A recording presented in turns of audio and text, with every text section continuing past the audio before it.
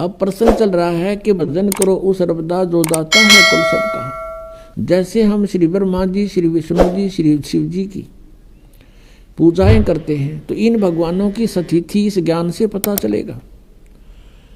अब क्या होता है कि जब भगवान शिव ने देखा कि अस्थि पिंजर भी नहीं रहा तेरे पास, फिर उसका मोह भंग हो गया। मोह भंग हुआ तो उसने जो सोचा कि ये हालत मेरी किस कारण से हुई। उसने अपनी सूझबूझ से ये ढूंढा, इसका कारण खोजा कि भी मैंने विवाह करवाया और पत्नी पर विश्वास किया, मेरी पत्नी ने मेरे से विश्वासघात किया, मेरे से पीछे से जाकर के एक परपुरुष से इसने बात की और अन्य रूप धारण कर लिया। ये कुछ भी कर सकती थी, जिस कारण से वो अक्षुब्ध हो गया और उससे बात करनी बंद कर दी कि मैं तेरे ऊपर बहुत विश्वास करता था, तू भी विश्वासघातन निकली, तो मैं किस पे विश्वास करूं। इस निष्कर्ष से भगवान शिव ने सोचा कि मैंने विवाह करवाया तो पत्नी में मोह हुआ और पत्नी बेवफा निकली। अब ऐसा यत्न करूं कि मेरे अंदर ये काम वासना समाप्त हो जाए, जिस कारण से मुझे विवाह की आवश्यकता पड़ी। इसका मूल नाश करने के लिए वासना का भगवान शिव ने कहते हैं 88,000 वर्ष तक घोर तप किया और कहते हैं ये काल ये चाहता है कि कोई भी यहाँ प्राणी विवाह के बिना ना रहे, यानी वासनाओं को कोई कंट्रोल ना कर ले, कहीं यहाँ पर फिर रिवाज पड़ जावे और संतानों उत्पत्ति ना करें। संतानों उत्पत्ति नहीं करेंगे तो मैं खाऊंगा कैसे, हम तो उसके बकरे और बकरियां हैं काल के। इसलिए उसका पूर्ण प्रयत्न रहता है, भरसक प्रयत्न रहता है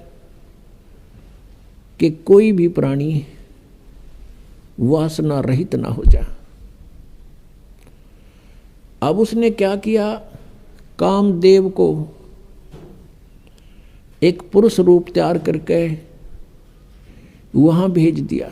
अपना आत्मा जैसे ऑल आउट होती है, ऑल आउट को कहीं लगा दिया जाओ घर के कमरे किसी कक्ष में, तो वहां मच्छर चक्कर काटना शुरू कर देते हैं, उसके ऐसे डगमगा जाते हैं, गिरने लग जाते हैं, उनके बस की बात नहीं होती। ऐसे एक देव है, उसके अंदर उसने ये गुण विशेष भर रखा काल ने, और वो जाकर के वहां बैठा दिया उसके आसपास। तो उसके कारण भी भगवान शिव जी में कोई अंतर नहीं हुआ, वो तप करता ही रहा। फिर उसने कामदेव ने अपनी पत्नी, उसका नाम रति है, उसको भेजा। वो बहुत खूबसूरत है, भगवान शिव के सामने डांस करने लगी। उसने सारा कुछ कर लिया, भगवान शिव पर कोई असर नहीं हुआ। और यहाँ तक कहते हैं कि भगवान शिव ने अपना तीसरा नेत्र खोल के और कामदेव को वहाँ नाश कर दिया, भस्म कर दिया। तो फिर ये सब काल के जाल हैं जो ब्रह्मा विष्णु महेश के भी समझ में नहीं आई थी ये बातें। भगवान शिव ने सोच लिया कि मैं अब वासना रहित हो गया, अब ना रहेगा बांस ना बजेगी बांसुरी, ऐसा काम कर दिया। वहाँ से चल पड़े, अपना आराम से विचरने लगे, घूमते रहते हैं, बैठते हैं, फ्री आराम से रहते हैं। अब काल ने सोचा भैया तो बात बिगड़ेगी, दूसरे और देखम देखा ये ऐसे ही फिर बैठ जाएंगे हठ योग करने के लिए, यह तो बात बनी नहीं। कहीं औरों की भी रुचि ना हो जाए, हम भी भगवान शिव जी की तरह से वासना रहित होएं। क्योंकि सभी ऋषि महर्षि जब साधना की तरफ चलते हैं, ये पांचों विकार इनकी गुद्दी में आ बैठते हैं, पहले से अधिक प्रभावित हो जाते हैं। तो सभी ने ये चेष्टाएं की थी कि किसी ना किसी तरह पहले इन्हीं राक्षसों को नाश करें और फिर भक्ति करें। ये भी काल का जाल था, बिना ज्ञान के डले नहीं डोए। तो अब भगवान शिव जी की कथा को पूरा करते हैं, फिर ऋषियों को लेंगे। अब क्या हुआ, अब काल ने ब्रह्म ने सोचा ये और व्यक्ति नो सोच बैठेंगे ऋषि महर्षि, भगवान शिव ने तो कर दिया काम, ये तो वासना रहित हो गया और हम पीछे रह गए, कहीं वो बीजा समाधि लावें, इस तो पहला कर दूं काम, कुछ दिन के बाद शिव जी के अंदर प्रेरणा भर दी काल ने कि सुना है हमने कि जब सागर मंथन किया था उस समय विष निकला था, उस विष को मैंने पान कर लिया था, पी लिया था, जिस कारण से मैं अचेत हो गया था। और जो बताते हैं उसमें से अमृत निकला था या शराब निकली थी, दारू मदिरा, 2 कलश निकले थे। राक्षसों ने अमृत का कलश उठा लिया था और राक्षस यदि अमृत पी जाते तो अमर हो जाते। इसलिए भगवान विष्णु ने एक मोहिनी रूप बनाकर एक स्त्री का और राक्षसों में जाके डांस किया था।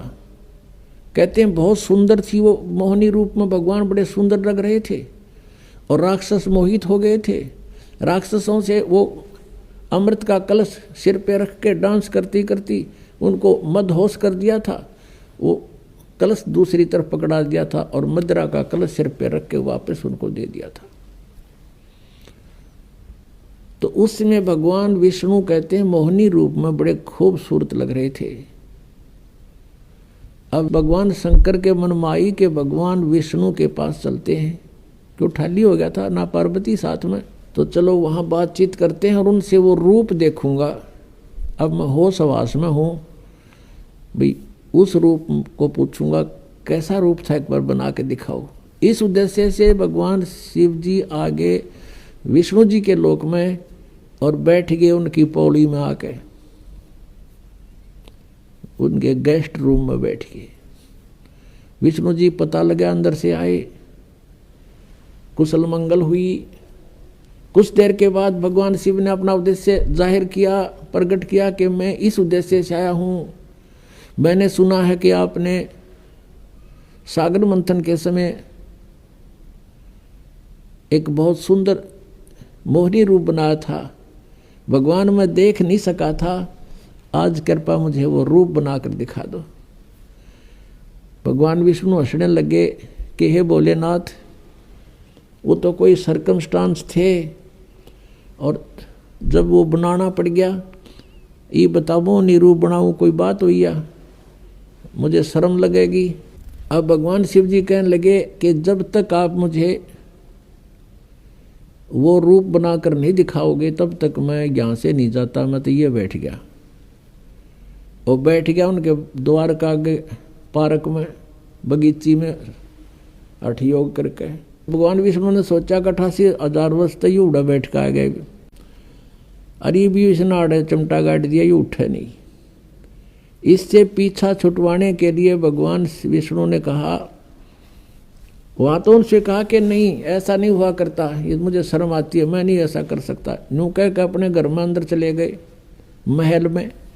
वहाँ से अंतर ध्यान हो गए और उसी बाग में सामने भगवान विष्णु का बाग था, उस रेस्टोरेंट का, उसमें कुछ दूरी पर एक सुंदर लड़की का रूप धारण कर लिया। और भगवान शिव जी की दृष्टि जब पड़ी, भगवान शिव जी उठ कर चाल पड़े हैं और वो मोहिनी रूप आगे आगे चलने लगा, वो पीछे पीछे। भगवान ने भी स्पीड पकड़ दी, अच्छी दूर तेजी से चलने लगा और वो कभी वृक्षों से इधर हो जावे, कभी इधर से, और जाके भगवान शिव ने उसका हाथ पकड़ लिया। पहले भगवान शंकर पूछ रहे थे विष्णु जी से कि ईसा मोहिनी रूप के हो गया, सारे बावले बना दिए हुए, राक्षस उन होश ना रहे आग भी, तो उसने कलश भी बदल दिया, ऐसे कभी हो सकता है, न्यू कह रहे थे। तो जब उसने देखा भगवान शिव जी न सीधे चल पड़े, लड़की तो ऐसे ऐसे चल रही है छड़ों से कांटों से बच के, और भगवान शिव जी सीधा कांटा में गौ लिया बाईपास और जाकर उस लड़की का हाथ पकड़ लिया। जो ही उसने हाथ छुआ उसी समय भगवान विष्णु जी अपने रूप में खड़े हो गए और हंसने लगे। अग भोलेनाथ उनको न्यू मूर्ख बना दिया, जैसे तने काटे भी ना दिखे, माँ छड़िया में कहा गया सीधा। और उधर से वह वासना कित गई, 88,000 वर्ष डरे ढोकाया तू, कहाँ गई वो साधना तेरी। इसके विषय में परमेश्वर कबीर जी कहते हैं जैसे अग्न काष्ठ के माही, है व्यापक पर दिखे नाही। ऐसे कामदेव पर चंडा, व्यापक सकल दीप नौखंडा। कि जैसे अग्नि काष्ठ के अंदर लकड़ी में विद्यमान है पर दिखाई नहीं दे रही, ऐसे ही ये वासना आपके प्रत्येक प्राणी के अंदर विद्यमान है। और जब ही इसको थोड़ी सी भी कहीं से आंच मिल जाएगी, आग ज्यों की त्यों है। परमेश्वर कहते हैं जिन साधनाओं को तुम कर रहे हो, इनके आधार से विकार मरे मत जानियो। जैसे भूबल में आग, जैसे गोस्सा होता उपले, या कोई अग्नि को जो लकड़ी जल जाती है, धंधकती रह जाती है, उसको अंगार बोलते हैं। उस अंगार को राख में दबा दिया जाता है और कुछ घंटों के बाद उस राख को ऊपर से ऐसा लगता है जैसे ये बिल्कुल शांत हो चुकी है, उसमें कोई हीट नहीं रहती, गर्मी नहीं होती। और जब उसको निकाला जाता है तो वो आग, वो लकड़ी पहले से भी अधिक तेज मिलती है, धंधकती मिलती है, वो कोयला। तो यहाँ परमात्मा कहते हैं जो साधनाएं तुम करते हो ये व्यर्थ प्रयत्न डले ढो रहे हो। विकार मरे मत जानियो, जो भूबड़ में आग, ये थोड़े से दिन शांत हो जाते हैं और जब भी अवसर आता है ये नो के नो एज इट इज मिलते हैं। इनका तरीका बताया परमात्मा ने, जो हम साधना बताएं और ज्ञान आधार से ये आपके जो विकार हैं ये शांत हो जाएंगे और धीरे धीरे ये बिल्कुल नॉर्मलाइज हो जाएंगे। ख़त्म नहीं होते लेकिन नॉर्मलाइज हो जाएंगे और ज्ञान के रस्से से ये बांध दिए जाएंगे, फिर ये हिल नहीं सकते।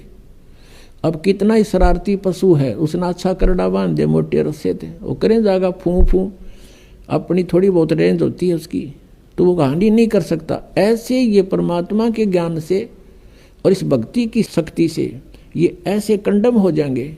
ये बकवास करेगा, मन की आदत है, क्योंकि किस ब्रह्मांड का स्वामी है, लेकिन इस ज्ञान रूपी रस्से ये इतना तगड़ा बांध दिया जाता है, ये अपनी मर्यादा को लांघ नहीं सकेगा।